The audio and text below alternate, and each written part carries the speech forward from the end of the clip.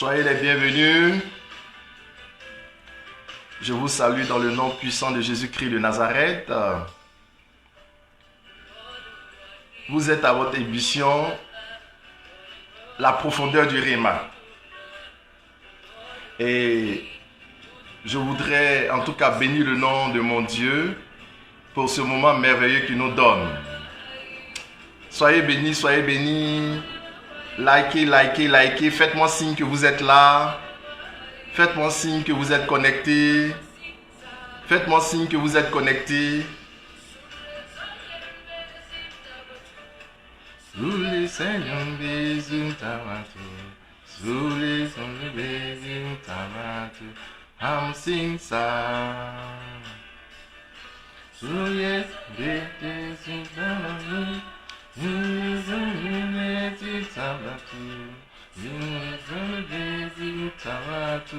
I'm sing ça.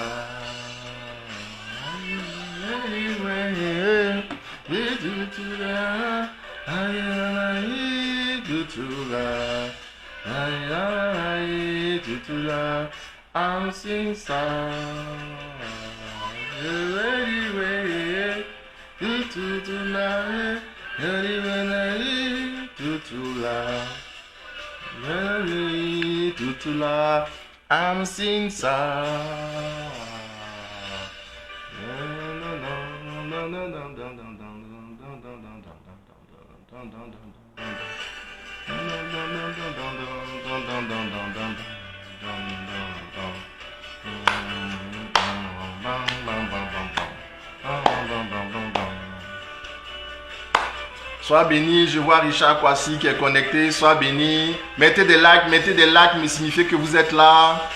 Mettez des likes, me signifie que vous êtes là. Faites des cœurs, faites des cœurs, faites des cœurs, faites des cœurs, faites des cœurs. Invitez, appuyez share, invitez des personnes, nous allons démarrer tout à l'heure. Invitez-les. Voilà, je vois ma fille Dominique Yoboué du Canada. Ma fille chérie, tu es bénie. Que la terre du Canada te soit assujettie. Dominique, tu es bénie. Princesse de Dieu, tu es bénie. Richard Kwasi, tu es bénie. Voilà, invitez, appuyez, share. Juste en bas là, il y a share, partagez, appuyez et puis invitez des personnes. Nous allons démarrer tout à l'heure le message. Soyez bénis, soyez bénis. Voilà, je vois Red Ekpalé qui est connecté aussi. Red, tu es béni, tu es béni. Red Deepness, tu es béni, tu es béni. Soyez béni. Shemuel Deepness est connecté. Mon fils, tu es là, tu es là. Sois béni, que la grâce soit avec toi. Sois béni, sois béni, sois béni, sois béni. Voilà, ce beau cantique que nous entendons, c'est un cantique vraiment que j'aime, qui parle du train. C'est un cantique merveilleux qui nous amène à méditer la parole de Dieu. Et nous allons méditer cette parole de Dieu aujourd'hui. Nous allons monter encore avec la parole de Dieu. Nous allons monter. Soyez bénis. Voilà. Dominique, tu es béni, tu es béni, tu es béni, tu es béni. Nous allons entrer dans ce grand message, dans ce grand moment de la parole de Dieu. Soyez connectés, soyez disposés à recevoir la grâce. Merci Seigneur pour ce moment merveilleux. Nous allons prier. Seigneur, nous te bénissons, nous te rendons grâce. Merci pour ce moment, merci pour ta faveur. Ouvre les portes de notre intelligence, donne-nous d'entrer dans la connaissance de tes mystères. Donne-nous de percer tes secrets. Béni sois-tu pour ce moment merveilleux que tu nous donnes. Que l'effusion de ton sang soit notre partage. Nous croyons, Seigneur, que ce moment est un moment merveilleux, un moment de gloire, un moment de témoignage. Ouvre notre intelligence. Bénis-nous. Manifeste ta puissance. Nous croyons, Seigneur, que ce moment est un moment fort, très fort, comme le dit ma fille Dominique. C'est un moment de grâce et une opportunité certaine. Merci Jésus de commencer ce temps et de l'achever dans le nom de Yeshua HaMashiach. Amen, amen, amen. Soyez bénis dans le nom puissant de Jésus-Christ. Alors je voudrais tout de suite nous ramener dans les Écritures. Je vais tout de suite lire la parole de Dieu tirée de Galates chapitre 3.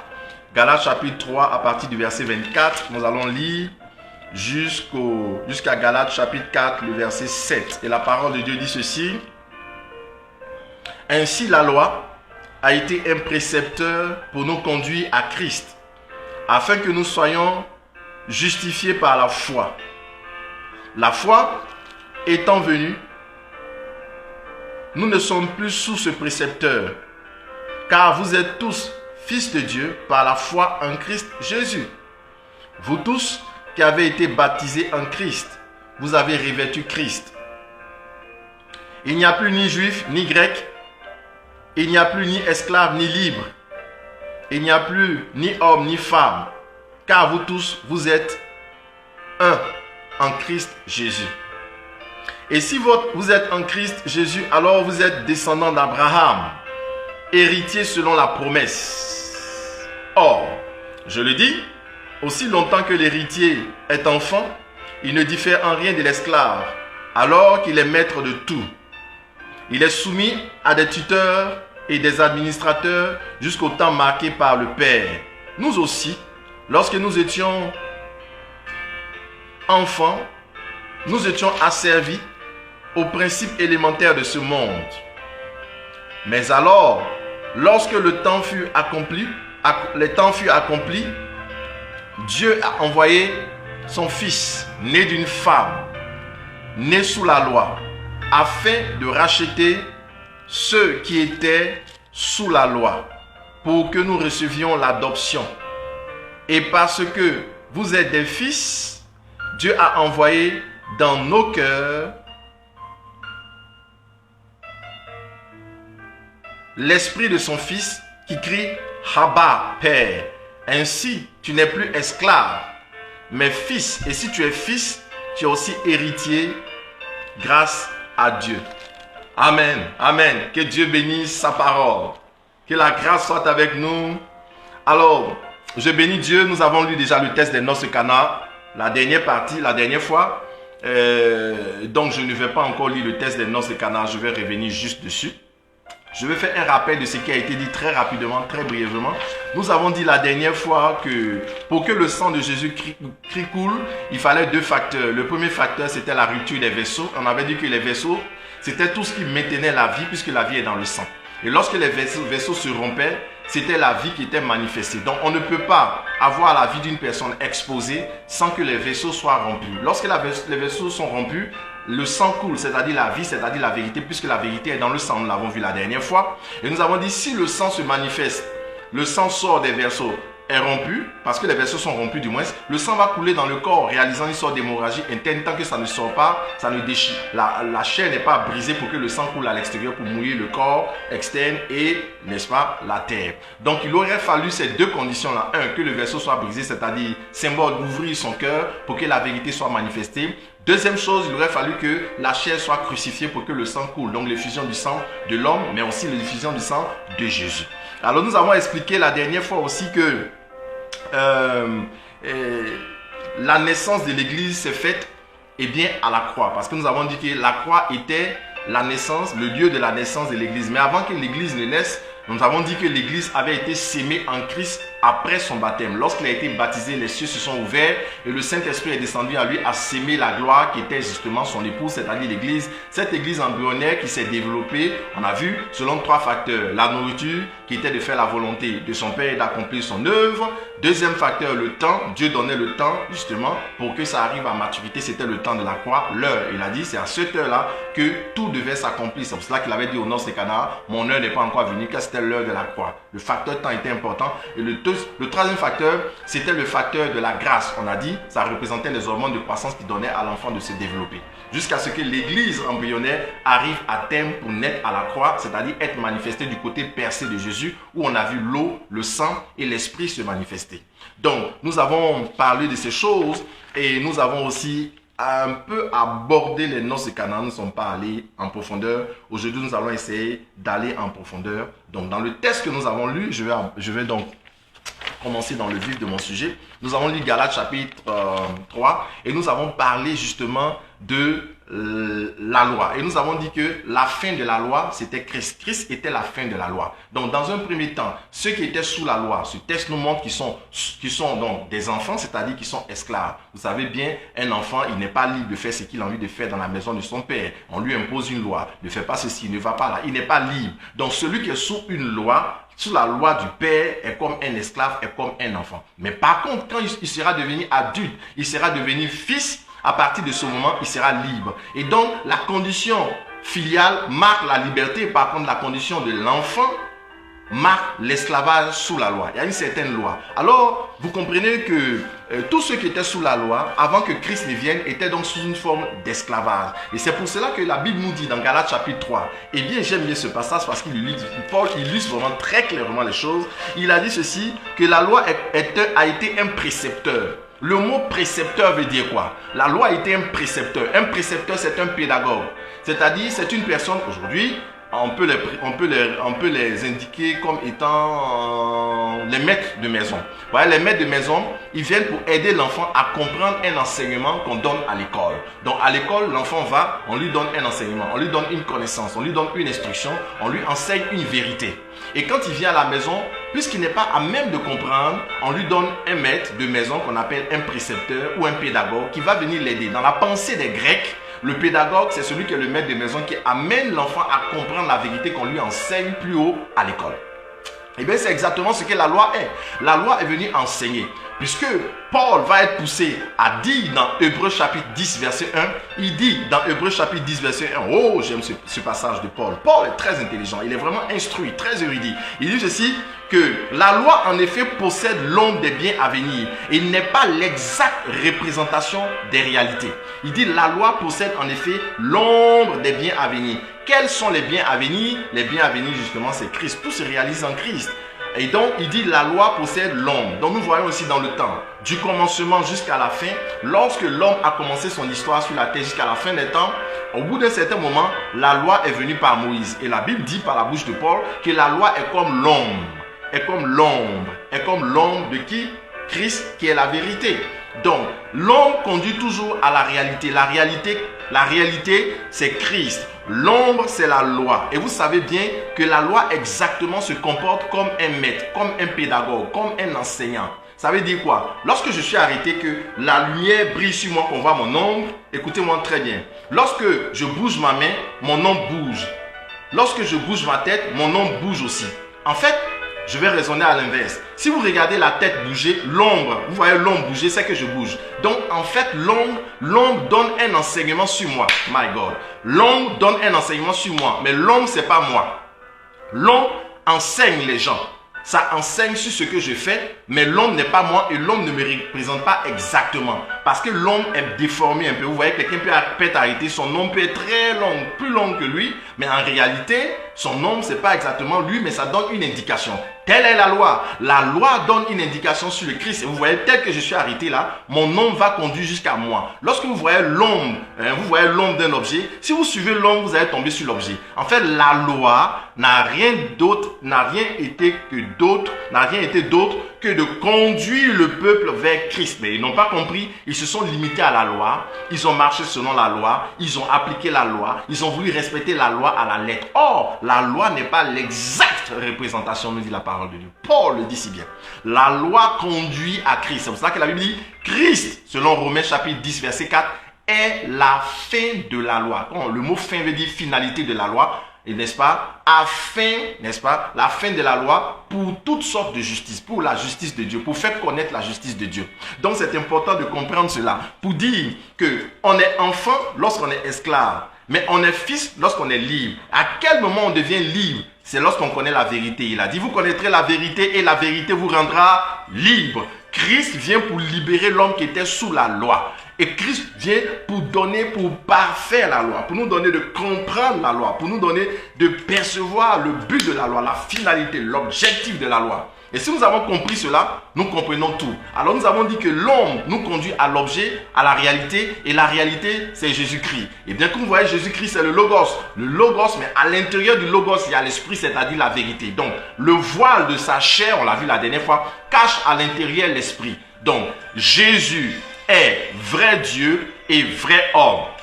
Jésus est vrai homme et vrai Dieu. Vrai homme de par sa chair qu'il détient de sa mère, ça c'est son humanité, et vrai Dieu de par son esprit qui tient de son Père qui est esprit. Donc vrai homme, du moins vrai homme de par sa chair qui tient de sa mère, c'est son humanité. Et vrai Dieu de par l'esprit qui habite en lui, qui tient de son père. Parce qu'un enfant prend toujours une partie de son père et une partie de sa mère. Et donc, dans sa chair, donc qui est son voile, eh bien, au travers de sa chair, on ne peut pas voir. Donc, on l'a vu la dernière fois, Simon a vu au travers l'esprit, au travers de l'esprit pour voir qu'il était le Christ, la vérité. Donc, la chair, c'est cette chair-là qui a besoin d'être crucifiée pour que l'esprit qui est à l'intérieur se manifeste. On l'a vu la dernière fois. Donc, ici, tant que la loi existe, et on l'a vu que la loi est rattachée à la chair. La loi est rattachée à la chair. Tant que la chair n'est pas crucifiée, la loi a une activité. Lorsqu'on crucifie la chair, la loi n'a plus d'activité. Alors cela va nous amener à réfléchir. Réfléchir énormément. Puisque lorsque nous nous trouvons dans les noces de Canaan, lorsque nous nous retrouvons dans les noces de Canaan, nous allons bien voir ce décor-là qui va s'articuler autour de la croix. Autour de la croix. Rappelons-nous très bien qu'on avait dit la dernière fois que dans les noces de Canaan, on avait cité la présence de Jésus. Jésus était présent au cours des noces. Jésus était présent au cours des noces. Sa mère était là. Les disciples étaient là. Les serviteurs étaient là. Le maître, l'ordonnanceur du repas était là. Et il y a certains éléments qui étaient des éléments importants qu'on pouvait retrouver aussi dans les noces de Canaan. Et c'est important de comprendre ces éléments parce que ces éléments sont des éléments majeurs qui vont nous donner d'appréhender ce texte dans sa profondeur. Parce que si nous ne comprenons pas ce texte dans sa profondeur, nous ne pouvons pas savoir ce que Dieu veut faire. Il est important de comprendre ce que Dieu veut faire exactement à partir de ces éléments qui sont des symboles très forts. Et nous allons aller aujourd'hui pour comprendre ces éléments qui sont des symboles très forts. Alléluia. Je ne sais pas si vous me comprenez. Est-ce que vous êtes avec moi? Mettez des cœurs que je vois que vous êtes avec moi. Mettez des cœurs que vous êtes avec moi. Alors, je vais parler de l'élément central de la croix. Parce qu'on a dit que l'église est née du côté percé, n'est-ce pas, du Christ à la croix. L'église est née du côté percé du Christ à la croix. Où il y a eu l'eau, le sang et l'esprit. On le voit. L'eau, le sang et l'esprit. Comment on voit que l'esprit a été manifesté? 1 Jean chapitre 2 verset 23. La Bible nous dit ceci. La Bible nous dit, celui qui confesse le Fils a aussi le Père, et le Père est esprit, et ceux qui doivent l'adorer, n'est-ce pas, en esprit, en vérité, on dit le Père est esprit. Donc 1 Jean 2, 23 dit, celui qui confesse le Fils a aussi le Père, le centurion à la croix. S'il peut dire, assurément cet homme est le Fils de Dieu. S'il a confessé de sa bouche que Jésus est le Fils de Dieu, c'est qu'il a été touché par l'Esprit. Car il ne peut pas confesser s'il n'a pas été touché par l'Esprit. Déjà le côté percé de Jésus, l'eau est sortie, on a vu le sang sortir, et celui-là confesse pour démontrer que l'Esprit est là. Donc les trois éléments démontrent l'eau, le sang et l'esprit démontrent bien qu'il y a eu la naissance de l'église. Et comment on peut voir qu'il y a une naissance de l'église? C'est au travers de Jean, le disciple qui devient fils, car Jésus a dit, fils, voici ta mère, mère, voici ton fils. Il ne dit pas enfant, voici ta mère, et il ne dit pas mère, voici ton enfant. Il dit fils, voici ta mère, mère, voici ton fils. Donc Jean, qui était le disciple, qui était un homme sous la loi aussi, avant que Christ vienne, est devenu fils. Donc il était enfant. J'ai dit ceux qui sont sous la loi sont enfants. Il était enfant et il est devenu maintenant fils par l'œuvre de la croix. Deux premières choses. Donc c'est les juifs qui viennent à la foi, à la croix. Deuxième chose, nous pouvons voir le brigand, le bon brigand à la croix, celui qui il a dit à l'autre qui était le mauvais brigand, on l'appelle le mauvais larron, il lui a dit ceci. Il dit, ne crains-tu pas Dieu? Nous, c'est justice, nous méritons ce que nous avons fait. Mais lui, il n'a rien fait pour mériter cela. Donc, Jésus va dire à cet homme, je te le dis aujourd'hui, tu seras dans le paradis avec moi. Qu'est-ce que cela enseigne? Cela enseigne que cet homme qui est un barbare c'est celui, Paul le définit dans 1 Corinthiens 14, le barbare c'est celui qui ne parle pas le même langage que toi. Donc, les gens, les goïms, les païens, peuvent venir dans le royaume.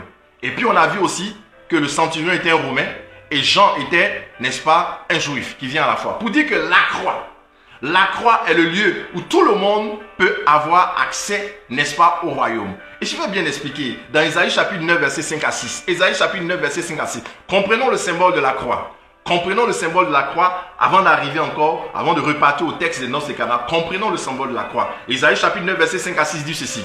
Un enfant nous est né, vous voyez, un enfant nous est né. Un fils nous est donné. Donc vous comprenez, Jésus est né enfant, il a été donné fils. Ah, c'est pas si vous comprenez. Il est né enfant sous la loi et il a été donné fils après son baptême. Deux choses différentes. Il est né enfant, donc sous la loi, parce que Jésus a fait la bar mitzvah. La bar mitzvah, c'est une cérémonie sacrée d'initiation aux choses de Dieu. Donc les enfants commencent à partir de 12 ans jusqu'à 30 ans. C'est à partir de 12 ans jusqu'à 30 ans, ils font cette formation et à 30 ans, ils sont considérés matures, ils peuvent parler. C'est pour cela que Jésus va aller, à 30 ans, va aller dans le temple, va prendre le rouleau, va dérouler et va lire, n'est-ce pas, le livre du prophète Isaïe selon Luc chapitre 4, verset 18 et suivant. Il va dérouler le livre et il va dire cette parole de l'écriture que vous entendez s'accomplit aujourd'hui. Parce qu'il était maintenant adulte, il pouvait parler à partir de 30 ans dans la société, mais de 12 à 30 ans, il a fait la bar mitzvah. Donc il était aussi sous la loi. Il a respecté aussi les choses de la loi jusqu'à ce qu'il arrive à 30 ans. Il a dit non, je ne peux plus continuer. Là où il devient fils, il va être affranchi de la condition d'enfant pour devenir fils à partir de son baptême. Car vous savez que c'est le fils qui se manifeste, l'enfant ne se manifeste pas. C'est pour cela que Jean va dire dans Jean chapitre 1 verset 31, Jean dit ceci, il était là mais je ne le connaissais pas, mais afin qu'il soit manifesté, je suis venu le baptiser. Afin qu'il soit manifesté, je suis venu le baptiser. Donc Jean va baptiser Jésus pour que Jésus soit manifesté comme fils. Car avant le baptême, il était enfant sous la loi, mais à partir du moment où il va être baptisé, il va être manifesté fils. C'est pour cela que Dieu va dire, celui-ci est mon fils bien-aimé qui fait ma joie. Et alors l'Esprit de Dieu descendant sur lui va le conduire au désert. J'avais dit que de façon allégorique, le désert c'était les cieux. Donc vous avez compris, j'avais dit le désert c'est le temple, c'est la montagne, c'est le chandelier, c'est les cieux. La maison de Dieu, on y reviendra. Donc dans ce passage, dans Ésaïe chapitre 9 verset 5 à 6, on dit un enfant nous est né, un fils nous est donné.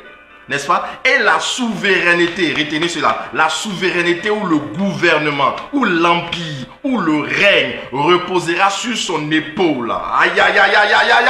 Je ne sais pas si vous comprenez ça. On dit quoi? On dit le gouvernement reposera sur son épaule. Le gouvernement reposera sur son épaule. La domination reposera sur son épaule. L'empire reposera sur son épaule. Le règne reposera sur son épaule. My God! Est-ce que vous comprenez de quoi je suis en train de parler? Peut-être que vous me suivez. Si vous me suivez, dites quelque chose pour montrer que vous me suivez. On dit le gouvernement reposera sur son épaule. Et vous allez voir, quel est ce gouvernement? On dit ça reposera sur son épaule. Et on l'appellera quoi? On l'appellera admirable. On l'appellera conseiller. On l'appellera Dieu puissant. On l'appellera Père éternel, Prince de paix. Et on dit, il viendra pour renforcer la souveraineté et donner une paix sans fin au trône de David et son règne n'aura pas de fin. La domination reposera sur l'épaule. Si on parle de Jésus, la domination reposera sur son épaule. Et on dit maintenant, Ésaïe 22 verset 22. Ah, j'aime ce passage. Ésaïe 22 verset 22. La Bible dit ceci, je mettrai sur son épaule la clé de la maison de David. Je mettrai sur son épaule la clé de la maison de David. Aïe, aïe, aïe, aïe, aïe. Quand il ouvrira, nul ne fermera. Quand il fermera, nul n'ouvrira.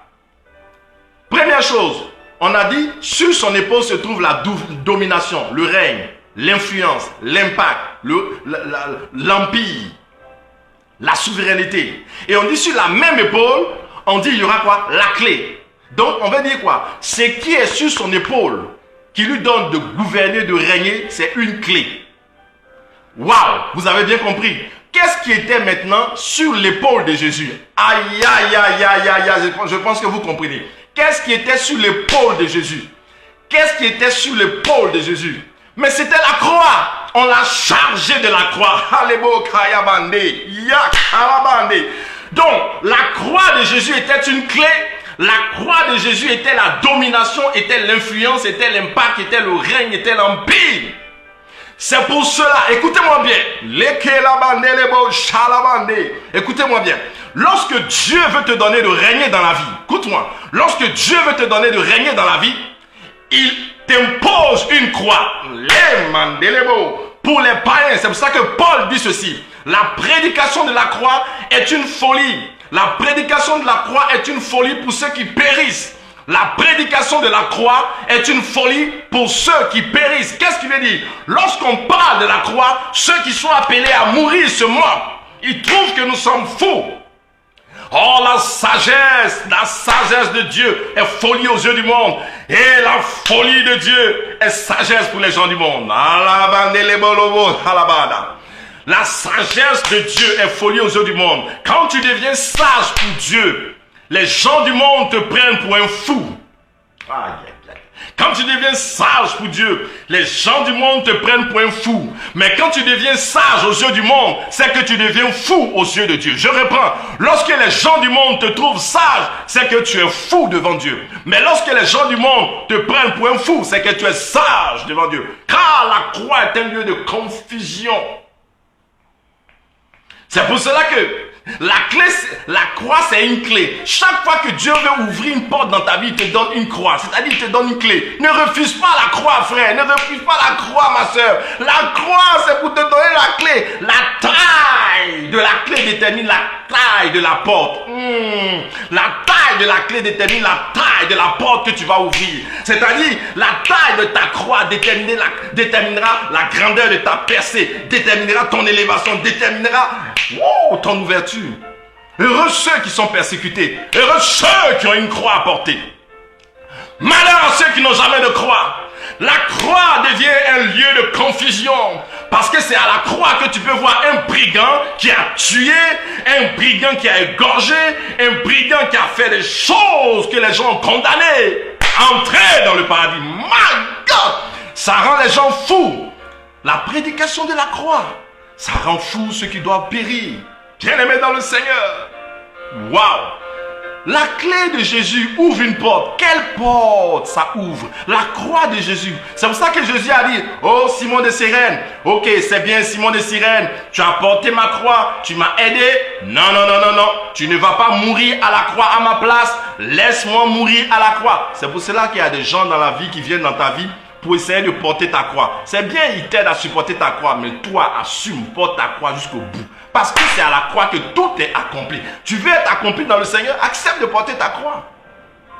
C'est la croix qui est le lieu de l'accomplissement. Mais les chrétiens ne comprennent pas, ils fuient la croix. Parce qu'ils voient la douleur, ils voient le sang qui coule, ils voient l'humiliation, mais ils ne voient pas la gloire qui sort.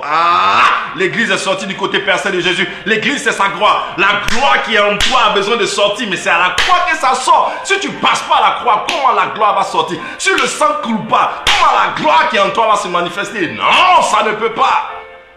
Bien-aimé, ne fuis pas le message de la croix. Ne fuis pas la croix. Ne fuis pas le saignement. Hey, la mande les boucha, les bro calabande, si les mondes les boucha, les bro qui il a mandé. Wouh! Regardez, qu'est-ce que la croix de Jésus a ouvert? Ça a ouvert les cieux. Parce que les cieux, c'est quoi? C'est la maison de David. La maison de David, c'est la maison de Dieu. Genèse 28, verset 16. Écoutez, Jacob est arrivé quelque part. Jacob a dit ceci dans Genèse chapitre 28, verset 16 et suivant. Il dit, Dieu est cet endroit, Dieu est dans cet endroit, mais je ne le savais pas. Il dit que cet endroit est redoutable. Et la Bible précise que Jacob, il a eu crainte. Et il a dit, cet endroit est redoutable, c'est la maison de Dieu, la porte des cieux. La maison de Dieu, c'est la maison de Jacob, c'est la maison de David, c'est la porte des cieux, c'est-à-dire la maison de Dieu. Mais quelle est la clé pour ouvrir la porte des cieux? Car la porte des cieux était fermée avant que Jésus ne meure à la croix. Oh my God! La porte des cieux était fermée avant que Jésus, n'est-ce pas, n'entre. Mais lorsque Jésus est mort, il a porté sa croix. Sa croix, c'est la clé qui a ouvert la porte des cieux. Et désormais, les cieux sont ouverts. Lorsque les cieux sont ouverts maintenant, lui, il est entré. Nous pouvons tous aussi rentrer. Qu'est-ce qui va se passer à la croix? À la croix, on voit bien Jésus dit à la femme, femme, voici ton fils, fils, voici ta mère. Mais nous savons très bien que Jean, le disciple que Jésus aimait, était le fils de Zébédée. Son père, c'est Zébédée. Sa mère, c'est la femme de Zébédée. Mais pourquoi alors Marie devient sa mère ici? Ça veut dire que c'est spirituel. Il dit, femme, voici ton fils. Il n'a pas dit, femme, voici ton enfant. On montre que Jean a été affranchi de la croix. Jean représente l'église. Représente les juifs qui viennent au salut. Le brigand, les païens qui viennent au salut. Et justement, ce centurion qui accepte de le confesser aussi, Rome, la puissance, toutes les puissants peuvent venir au Christ. Les Juifs, ceux qui sont à la loi. On va le voir plus tard dans Romains chapitre 11. Si vous lisez Romains chapitre 11, vous allez voir le retour, n'est-ce pas? Le retour d'Israël à la foi. Le retour d'Israël à la foi. Je vous invite à lire Romains chapitre 11. De belles lettres qui parlent justement de la prédestination d'Israël, qui parlent de la grâce et de l'élection d'Israël. J'en passe. Regardez. Jésus donc va avoir la croix comme clé pour ouvrir les cieux. Et alors lorsque le bébé va naître, j'ai dit l'église est née. Et l'église c'est une femme. Mais c'était un nouveau-né. Donc l'église était un nouveau-né de sexe féminin. Lorsque le bébé est né, Jésus va confier le bébé qu'on appelle l'église dans un territoire spirituel qu'on appelle les cieux. Car l'église est née. Et Jésus l'a introduit dans un territoire spirituel qu'on appelle les cieux. Et ces cieux représentent une personne. Les cieux ont un visage humain. Écoutez-moi bien. Les cieux sont préfigurés par une personne dans la Bible. Ce que je vais dire tout à l'heure maintenant, ça a choqué des personnes. Mais ce que j'ai dit, c'est la vérité. Écoutez-moi bien. Ne me lapidez pas. Hein. Les gens qui sont les gens de doctrine, ils aiment tellement lapider les gens. Mais écoutez-moi bien. Ouvrez votre esprit. Écoutez ce que je vais dire par la suite. Les cieux ont un visage. Vous voyez les noces de Canaan, on parle de Marie. Pourquoi on parle de la femme? Et puis il préfère ne pas dire ma maman. Et puis il dit femme. Vous allez voir le terme femme veut dire quoi? La dernière fois il disait qu'il va vous expliquer. Le terme femme veut dire quoi? Femme, ici, ramène à l'alliance. Glory. Allons dans Galates chapitre 4. Galates chapitre 4 dit ceci. Regardez, Galates chapitre 4. Lisons très bien notre Bible. À partir du verset 24. Paul parle. Il dit ceci. Il y a là une allégorie. Car ces femmes sont les deux alliances. Il parle de deux femmes. Verset 22. Si on repart au verset 22, on va comprendre de quoi il parle très bien jusqu'au verset 23. Il dit car il est écrit qu'Abraham eut deux fils. Abraham a eu deux fils. Un de la femme esclave. Un de la femme esclave. Et un de la femme libre. Mais celui de l'esclave fut engendré selon la chair et celui de la femme libre en vertu de la promesse. Il y a là une allégorie, verset 24, car ces deux femmes sont deux alliances. Il dit quoi? Ces deux femmes sont quoi? Deux alliances. Ces deux femmes sont quoi? Deux alliances. Donc chaque femme représente une alliance. Chaque femme représente une alliance. Donc l'alliance est une femme. Est-ce que vous comprenez ce qu'il dit? L'alliance c'est une femme. Dis à ton voisin, l'alliance c'est une femme. C'est pas moi qui dis, hein, c'est Paul. Il dit l'alliance c'est une femme. Donc la première alliance c'est une femme. La deuxième alliance c'est une femme. Si l'alliance c'est une femme, mais pourquoi alors on peut vivre notre alliance sans faire mention de cette femme? Qui est cette femme? Où est cette femme? C'est ça la question. Je ne sais pas si vous me comprenez. L'alliance c'est une femme. Regardez. Il dit car il y a là une allégorie. Il dit car ces femmes ce sont deux alliances. L'une, celle du mont Sinaï. Le mont Sinaï, en vertu, enfant pour l'esclavage du moins, c'est Agar. Agar c'est le mont Sinaï en Arabie. Ouais, on dit Agar c'est le mont Sinaï. Donc Agar c'est une femme. Agar égale la première alliance, égale à mont Sinaï. Agar c'est une femme. On dit égal à première alliance, égal à mont Sinaï. Donc on voit que l'alliance c'est une montagne. Oh my God! Paul dit l'alliance c'est une montagne. Première chose. Deuxième chose, il dit l'alliance c'est une femme. Et il dit elle correspond à la Jérusalem actuelle. Elle correspond à la Jérusalem actuelle, c'est-à-dire ceux qui sont encore sous la loi. C'est pour cela que son fils Ishmaël est esclave comme elle et elle a été chassée car nul ne peut hériter s'il est sous la loi. Esclaves, car la loi fait que des esclaves. Regardez, les prisons sont remplies. Pourquoi les prisons sont remplies? De personnes qui n'ont pas de liberté à cause de la loi. La loi fait toujours des prisonniers. Regardez ici, la loi est forte. Même à la peine de mort, ça ne règle pas le problème du péché. Plus même on met la peine de mort, même plus même les gens continuent de tuer. Parce que la loi ne règle jamais le problème du péché. C'est la grâce qui t'a franchi de ces choses. La loi, ça ne règle pas le problème du péché. Sinon, il n'y aurait plus jamais eu de péché sur la terre. Regardez, elle correspond à la Jérusalem actuelle, car elle est dans l'esclavage avec ses enfants, mais la Jérusalem d'en haut, dont on parle de la Jérusalem d'en haut, ce sont des éléments célestes. Des éléments célestes. La Jérusalem d'en haut, elle est libre. La Jérusalem d'en haut, elle est libre. Rappelons-vous qu'Abraham a vu dans sa destinée, lorsqu'il a fait dans sa destinée, il a vu les étoiles, il a vu la poussière et les étoiles. Les étoiles qui sont en haut, c'est la Jérusalem d'en haut. Elle représente quoi? L'église. C'est ça la descendance d'Abraham. Elle représente l'église. Car Jésus est quoi? L'étoile brillant du matin. Il est l'astre.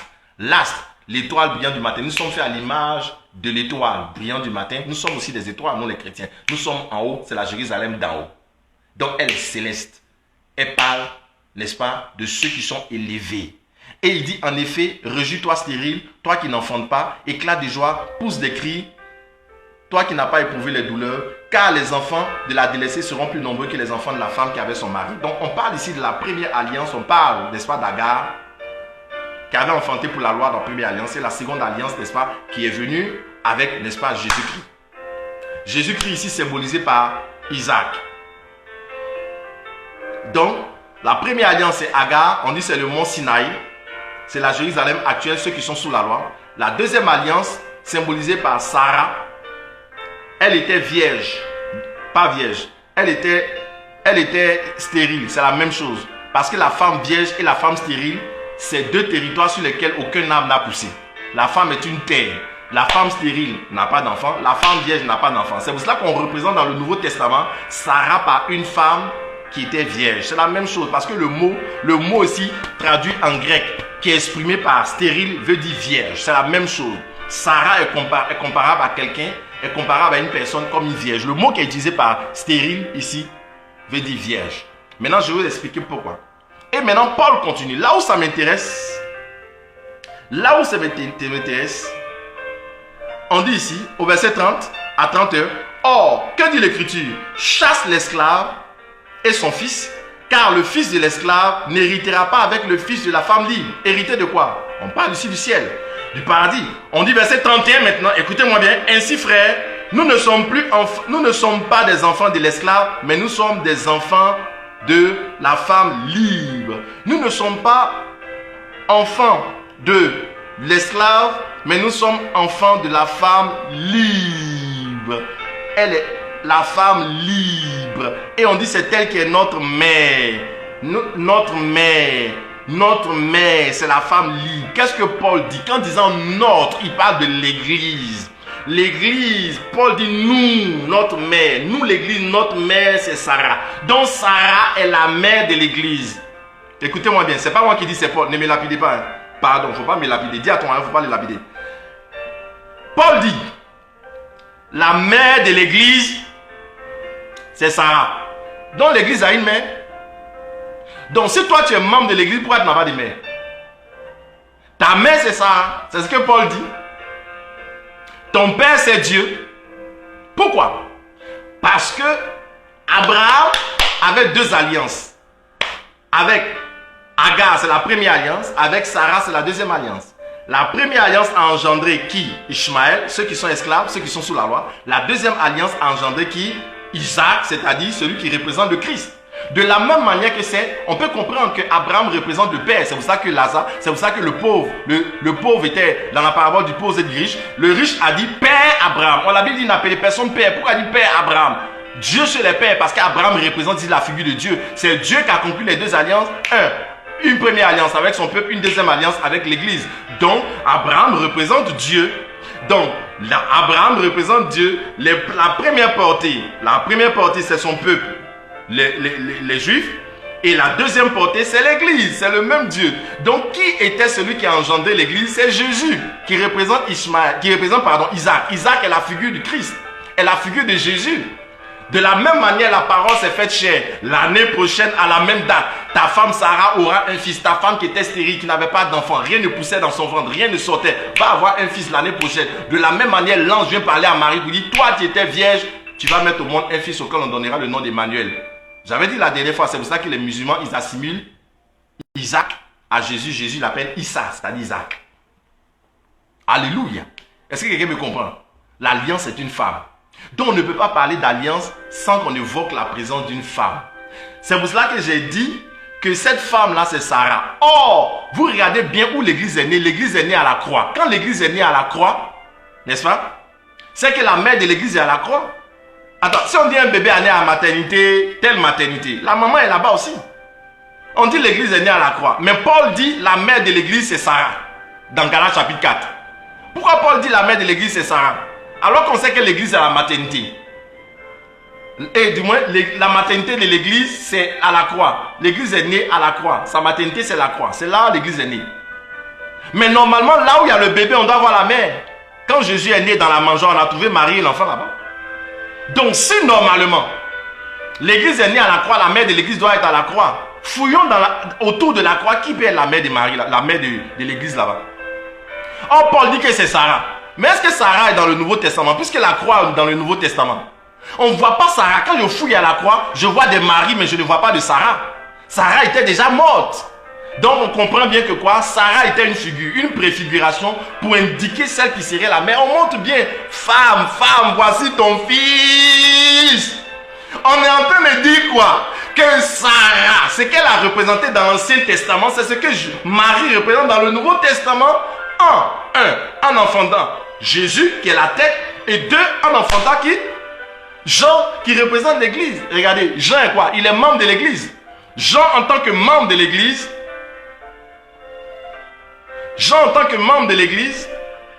si Jean a été enfanté par Marie, parce que c'est un enfantement spirituel, c'est que Marie a enfanté tout le corps. On ne peut pas dire, cette femme-là, elle a enfanté le bras de l'enfant, mais elle n'a pas enfanté son corps. Si elle a enfanté le bras, c'est qu'elle a enfanté tout le corps. Donc, si elle a enfanté Jean, spirituellement, c'est qu'elle a enfanté toute l'église. Marie est bel et bien la mère de l'église. Que tu veux ou tu ne veux pas, elle est la mère de l'église. C'est ce que Paul démontre. C'est Paul qui dit ça, c'est pas moi. Comment quelqu'un de l'Ancien Testament peut venir enfanter quelqu'un dans le Nouveau Testament? Elle est une préfiguration.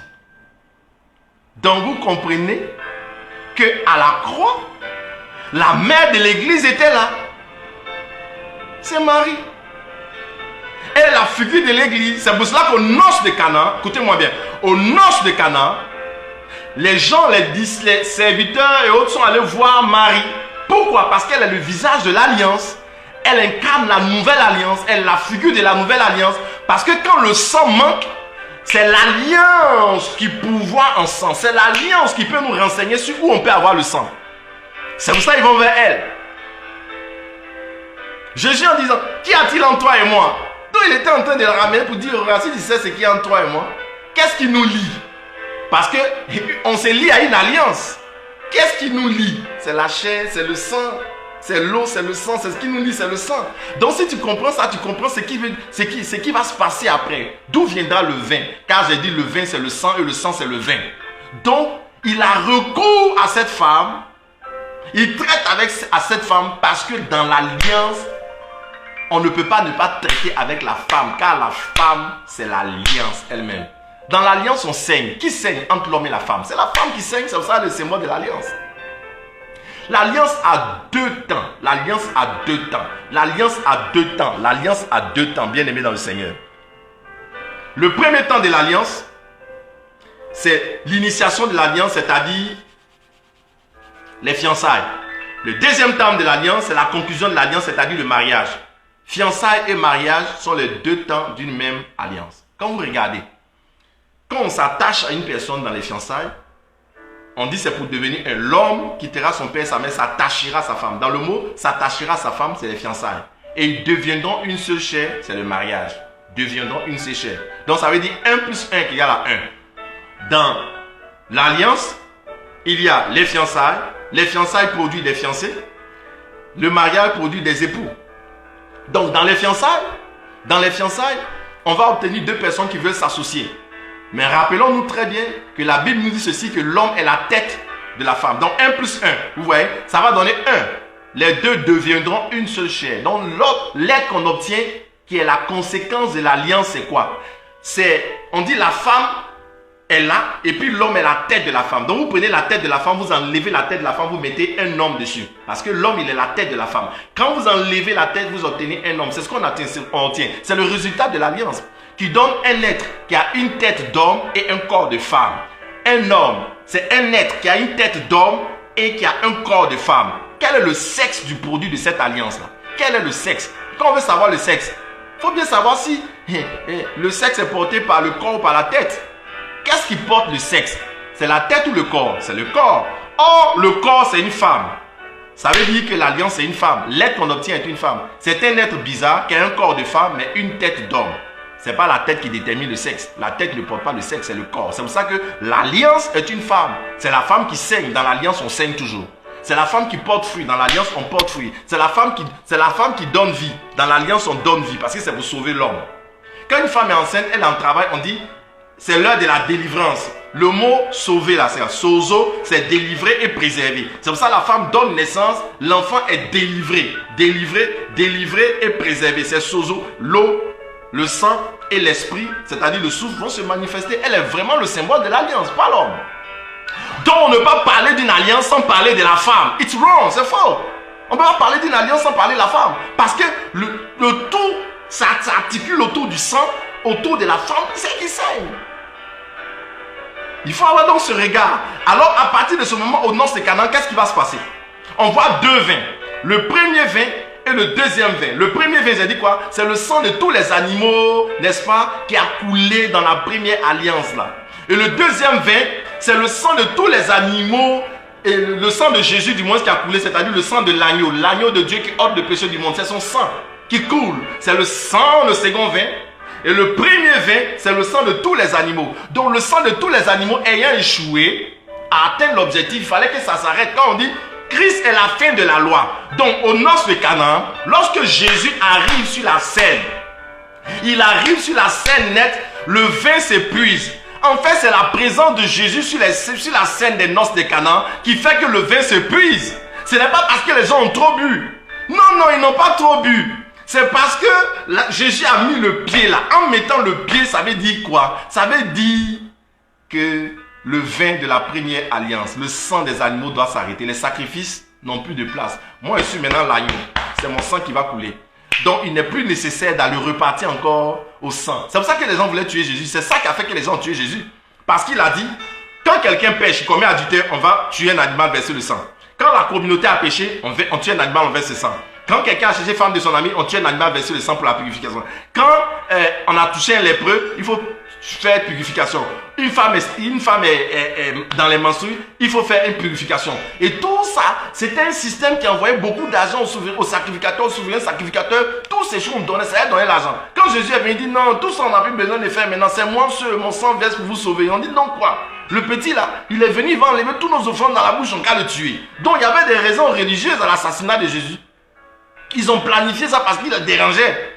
Il est venu dire il y a un autre ordre, un autre sacrifice. Vous savez que deux ordres ne peuvent pas régner en même temps. C'est pour cela que Sarah et puis Agar ne pouvaient pas rester dans la même maison longtemps. Et donc Dieu a dit chasse Agar. Pourquoi? Parce que Agar représente la première alliance. La première alliance et la première alliance ne peuvent pas cohabiter longtemps dans la même maison et porter du fruit. On a dit bon, elle a porté du fruit. Agar a eu un enfant, c'est bon, elle n'a qu'à partir maintenant. La première alliance a porté son fruit, c'était le fruit de la chair, le fruit de l'esclavage. Ça n'a qu'à partir pour qu'une deuxième alliance, Sarah qui est là, puisse engendrer Isaac qui va donner maintenant l'église. Donc il fallait chasser, il fallait finir à la première alliance. Parce que deux ordres ne peuvent pas régner. Vous savez très bien que l'ordre, il y a deux ordres qui étaient là. Dans la première alliance, c'était l'ordre d'Aaron. La deuxième alliance, c'était l'ordre de Melchisédek, c'est-à-dire l'ordre du Christ. L'ordre du Christ. Je vais vite parce que ce n'est pas le temps de parler d'alliance, mais j'en parle quand même. Mais alors, que va-t-il se passer? Dans l'ordre d'Aaron, c'est-à-dire le souverain sacrificateur, il porte une tenue avec un ourlet qui est là. Et la tenue, vous savez, le col est doublé. On ne peut pas attraper pour déchirer. Pourquoi ils ont fait ça comme ça? Parce que le sacerdoce, c'est le vêtement. Le sacerdoce, c'est le vêtement. Et Hébreu nous enseigne que Aaron avait un sacerdoce qui était transmissible. C'est-à-dire que si le souverain sacrificateur Aaron meurt et on prend son habit, on porte à son fils, il va porter aussi, il va faire le sacrifice. S'il meurt, on prend son habit, on porte. Donc on ne changeait pas la tunique. Ça, on appelle un sacerdoce transmissible. Mais quand Christ est là, Christ est venu, lui, il a un sacerdoce qui n'est pas transmissible. Pourquoi? Parce que lui, la mort ne peut pas l'arrêter. Pourquoi est-ce qu'on prenait la même tenue pour porter? Parce que la mort arrêtait le sacrificateur. La mort l'arrête, donc on prend sa tenue pour transmettre à quelqu'un. Mais Christ, comme la mort ne peut pas l'arrêter, il est éternel. Il n'a pas besoin de transmettre son sacerdoce. C'est pour ça qu'il y a un sacerdoce non transmissible. Retenez donc que la tenue, c'est le symbole du sacerdoce, de la prêtrise. Donc, que va-t-il se passer? Il va se trouver que lorsque Jésus se trouve devant, Jésus va se trouver devant le souverain sacrificateur, Caïphe. Et Caïphe va demander à Jésus. Il va lui demander, dis-nous, es-tu le roi des Juifs? Es-tu le Messie? Est-ce que tu es vraiment celui-là? Tu es vraiment le Messie? Tu es vraiment celui dont on parle? Jésus garda silence. En fait, il lui a fait comprendre que, mais tu l'as dit, hein? Alors cet homme a dit c'est pas possible là. Et on dit Caïphe déchira son vêtement. Oh, Makalabandelebosha. Il a déchiré son vêtement. Oh, la tenue qu'il portait là ne devait pas être déchirée. S'il déchire, ça veut dire que le sacerdoce d'Aaron s'arrêtait là. Donc, il a déchiré son vêtement pour dire, c'est fini. Le sacerdoce d'Aaron, le sacerdoce aaronique s'arrête là. C'est maintenant un nouveau sacrificateur. Frère, deux nouveaux sacrificateurs ne peuvent pas régner en même temps. Caïphe devait s'arrêter là. Son sacerdoce devait s'arrêter là. Aaron et tous les souverains sacrificateurs, le sacerdoce s'arrête. Pour que maintenant, Jésus-Christ, avec la tunique sans couture, dans le nouveau sacerdoce, le nouveau style, devait commencer. Le sacerdoce selon Melchisédek. Le sacerdoce selon le Christ. Christ devient le nouveau souverain sacrificateur. Il dit, Aaron, c'est terminé. Le sacrifice, c'est terminé. Maintenant, c'est mon sang qui va couler à la croix. C'est mon sang qui va parler pour l'éternité. Et je vous avais expliqué que le sang, ça produit un effet d'ivresse. Vous êtes là, vous marchez dans la rue et puis on poignarde quelqu'un. Dès que vous voyez le sang, vous êtes dans un état second. Parce que le sang, ça te rend ivre, ça te met hors de contrôle. Ça te met hors de contrôle. Tout de suite, tu es là, si tu commences à saigner, tu vas paniquer. C'est comme si tu avais bu l'alcool, tu es dans un autre état. Tu ne peux plus juger, tu ne peux plus... Si tu étais en train de faire quelque chose d'important, tu ne peux plus faire la chose d'important. Pourquoi? Parce que le sang coule. Là où le sang coule, c'est comme si tu es déporté, déconnecté. Tu es dans un autre état. C'est exactement l'effet que l'alcool fait. Vous savez pourquoi?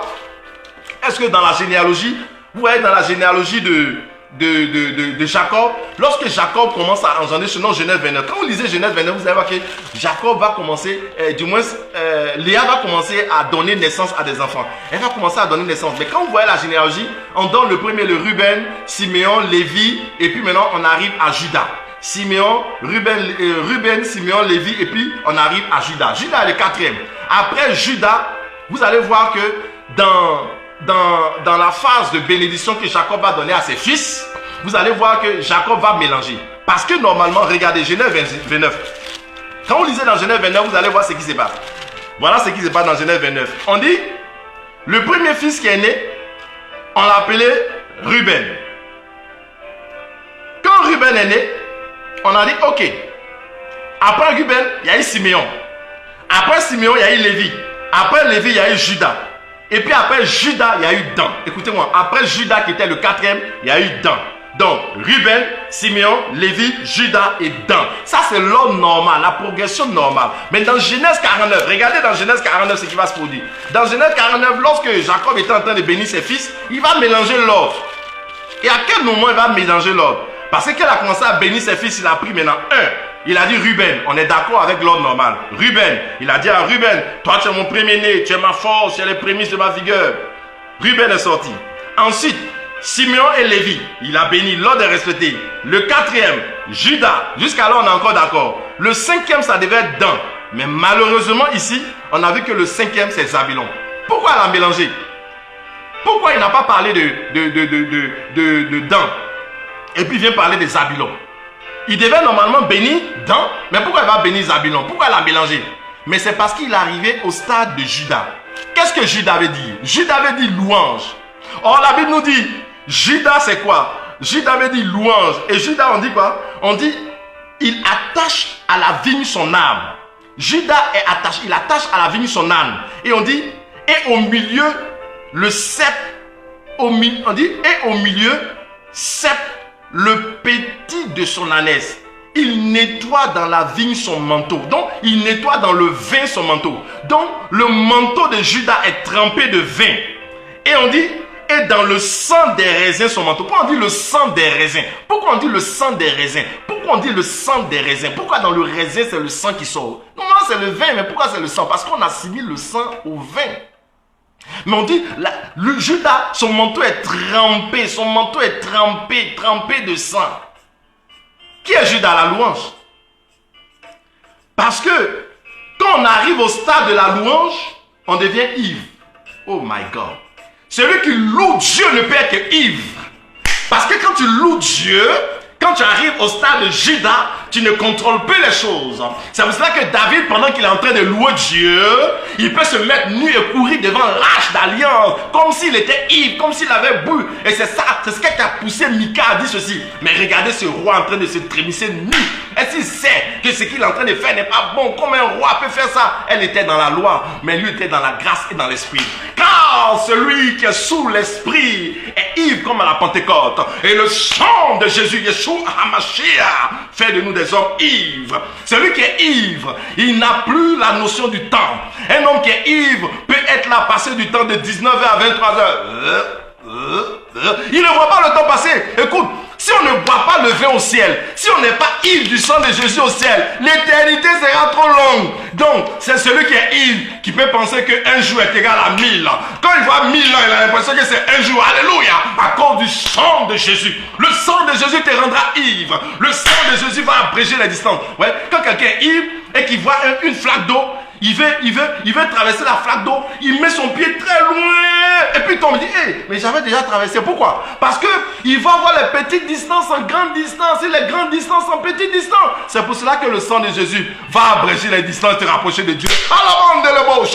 Écoute-moi bien. Le sang de Jésus, Yeshua Mashiach, c'est sa l'ivresse.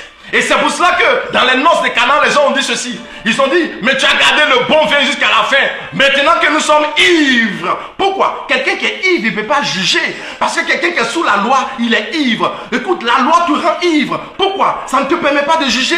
La loi t'empêchera de voir la miséricorde de Dieu. Quand tu es trop attaché à la loi, tu ne peux plus raisonner. Parce que là, avec la loi, on ne raisonne plus. Avec la loi, on ne va plus atteindre les objectifs. Regardez ce qui se passe. Les maîtres de la loi et les scribes, les pharisiens sont venus dire à Jésus, mais écoute, le jour du sabbat, on ne guérit pas les malades. Jésus a dit ceci, mais de vous là, si quelqu'un, son mouton tombe dans un trou, ou son bœuf tombe dans un trou, il va pas le sauver? Il dit, mais s'il fait ça, c'est par miséricorde, par charité, pourquoi? Parce que la loi va te détourner de l'objectif. C'est quelqu'un qui est fou, qui se lève, il dit, je suis ici. Point A, je vais au point B. Et puis il prend un chemin qui va l'amener au point Z. C'est un fou. Parce qu'il détermine un chemin, mais il n'arrive pas à la finalité. Il n'arrive pas aux objectifs. Et c'est ce que la loi fait. Parce que la loi est venue normalement, en principe, pour sauver l'homme. Mais finalement, la loi arrive à condamner. C'est ça qu'on appelle la folie.